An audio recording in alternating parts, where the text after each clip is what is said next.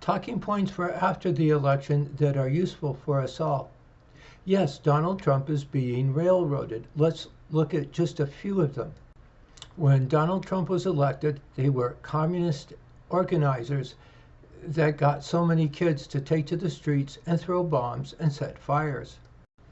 Hillary Clinton had organized a scheme to accuse Donald Trump right at a turning moment in the election of being in cohorts with the Russian communists, which is strange on so many levels. And she couldn't do it without help from the Justice Department and the FBI. It turned out to all be false. Let me remind myself that they have nothing to do with arguing what they should do with healthcare or school systems or anything like that. Their power comes from hustling. Let me remind myself that Hillary Clinton snitched so many government secrets and put them on her computers, and evidently it all had to do with intrigue. And when it came out, she smashed the computers so that there was no evidence. Nothing happened to her. Then there was those protests where they entered the White House. It turns out it had absolutely nothing to do with Donald Trump, and it seems to have everything to do with the Democrats getting the Republican demonstrators to enter the White House so they could accuse him of things. A classic bum's rush. Then there's Joe Biden, who turns out made a career out of negotiating things for the United States with other countries based on how much graft he could get. We used to laugh at other countries for doing that, and now it seems to be the norm. But it's not Donald Trump's norm, it's the Democrats' norm, or that group's norm. Then there's Kamala Harris, who seems to be at least as bad, if not worse, than Joe Biden. She's not only personally, but evidently terribly professionally corrupt, and she has all these people standing up for her. She also uses all those communist phrases, and there are other people that are screaming that if she gets her way, or she's nothing but a figurehead. The idea is to crash our economy so that we starve and collapse, and then they come in and take over. Then there was a time Donald Trump was arrested and convicted.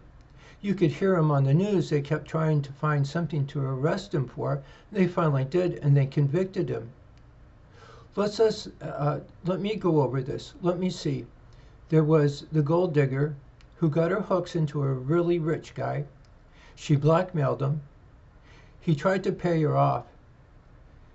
He didn't do anything to anybody else. And they arrested her. They arrested him instead of going after the blackmailer. They evidently found some loophole or found some letter of the law that they could use. Remember, we're in the United States, and when they use the letter of the law to get around the intent of the law, that in itself is what makes them the bad guy. That's simply stuff we don't do here in the United States, and it's quite common for them. Remember, they also went out and bragged like mad that they finally got Trump on something, and that's all it was about, trying to find something to stop Trump. Let's change the subject and talk about us now. There are the black guys in Detroit and the white guys in Portland, and for years they would scream that they're on the other side of the police. They all get arrested.